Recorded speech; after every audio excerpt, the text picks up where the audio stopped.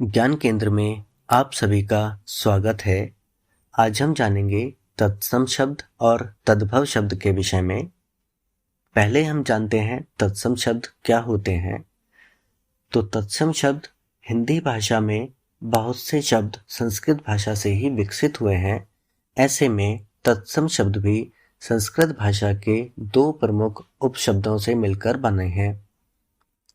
तत्सम शब्द तत् और सम शब्द के मिलाप से बने हुए हैं, जहां तत् शब्द का अर्थ उसके, अब उसके किसके, उसके अर्थात संस्कृत के, और वहीं सम शब्द का अर्थ किसी शब्द को ज्यों का त्यों प्रयुक्त करना होता है। परिभाषा हम जान लेते हैं तत्सम की। तत्सम शब्द की परिभाषा है, ऐसे शब्द जिन्हें संस्कृत भाषा से ज्यों का त्यों लेकर किसी अन्य भाषा में प्रयुक्त कर लिया जाता है। शब्दों को प्रयुक्त करने के बाद भी उनके अर्थ और ध्वनि में कोई परिवर्तन नहीं होता है, तो ऐसे शब्द तत्सम शब्द कहलाते हैं। उदाहरण: अम्बा, अग्नि, अन्न, पुत्र इत्यादि। अब हम जानेंगे तद्भव शब्द के विषय में। तद्भव शब्द क्या होते हैं?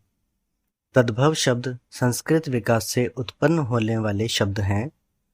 तद्भव शब्द तत् और भव शब्द के मिलाप से बने हुए हैं, जहां तत् शब्द का अर्थ उससे किससे, संस्कृत से, और भव शब्द का अर्थ उत्पन्न होता है।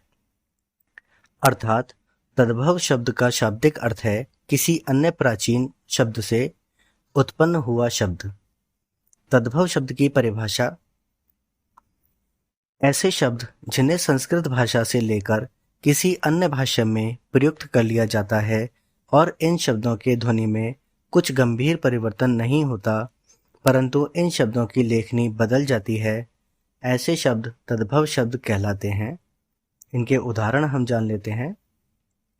उदाहरण जैसे अर्ध एक संस्कृत का शब्द है, इसको हम सामान्य हिंदी में आधा बोलते हैं। अज्ञान को अनजान कहा जाता है। आशीष को आशीष कह दिया जाता है।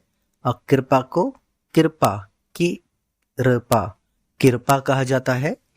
तो यह थे तत्सम शब्द और तद्भव शब्द। आशा करता हूँ आपको दोनों ही चीज़ें समझ आई होंगी। अगर वीडियो अच्छी लगी है तो वीडियो को लाइक कीजिए, शेयर कीजिए, कमेंट कीजिए और चैनल को सब्सक्राइब कीजिए। आप सभी का धन्यवाद।